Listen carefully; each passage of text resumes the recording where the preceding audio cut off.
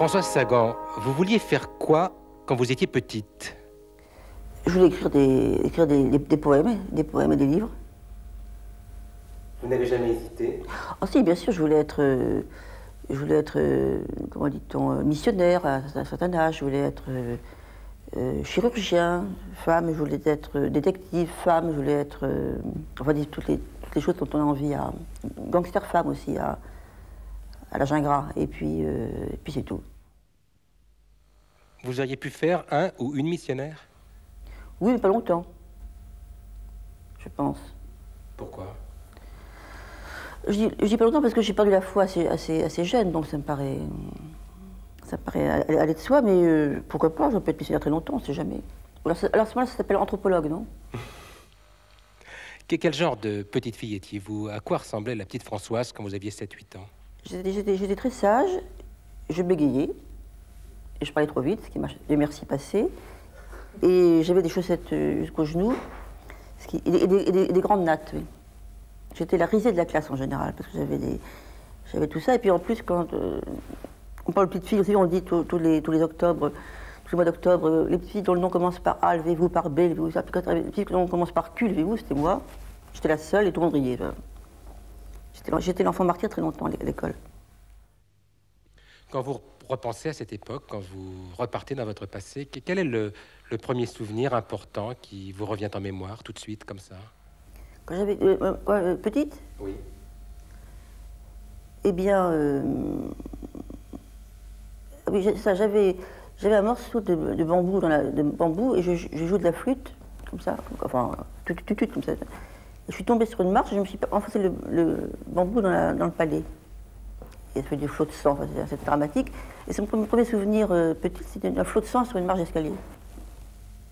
Puis évidemment, après, j'ai eu d'autres flots de sang sur d'autres marches d'escalier, mais enfin, c'était plus sérieux.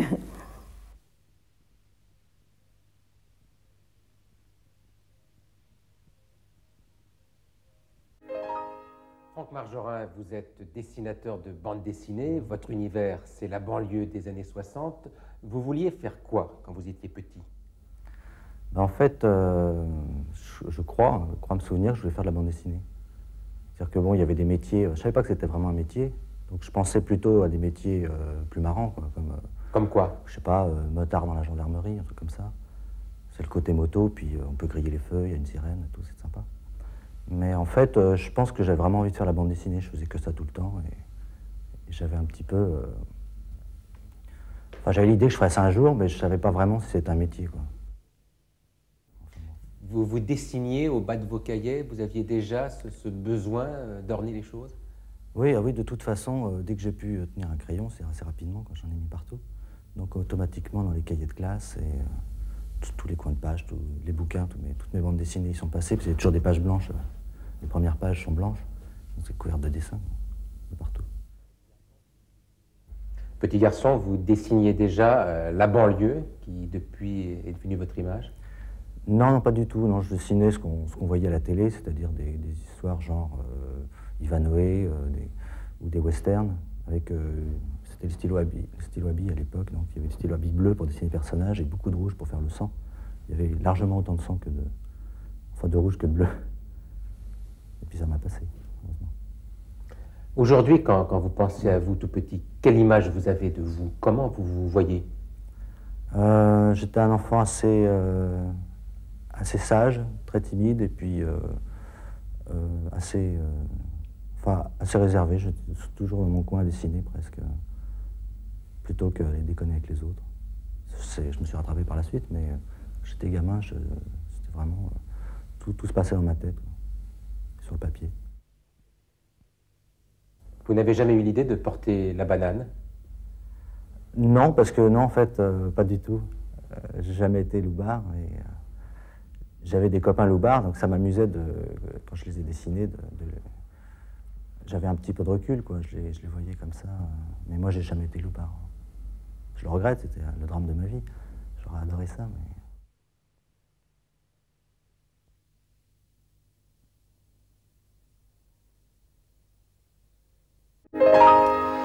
Régine Deforge, vous êtes écrivain et éditrice. Vous vouliez faire quoi quand vous étiez petite? Oh, j'avais envie d'être aventurière, espionne, grand reporter, missionnaire. J'avais envie de faire des métiers qui vous font voyager. Quel genre de petite fille étiez-vous? Assez difficile. J'étais à la fois capricieuse, coléreuse, boudeuse, sauvage, bagarreuse.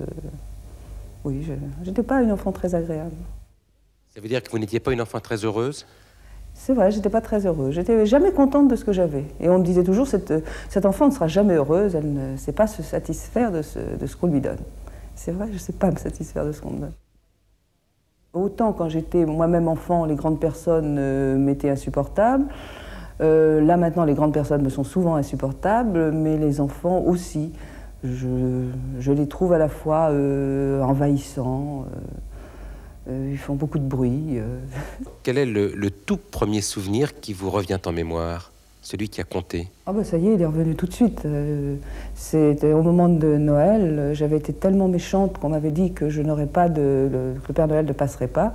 Effectivement, le matin de Noël, dans mes souliers, à la place des cadeaux attendus, j'avais un martinet. Et ça a été la première rupture avec le monde adulte. J'ai cassé les jouets de ma sœur, il paraît que j'étais odieuse. Mais je me souviens de ce sentiment d'abandon qu'ils avaient osé. Enfin, le Père Noël, puisque je croyais au Père Noël, me punissait, mais je ne me reconnaissais pas comme étant une méchante.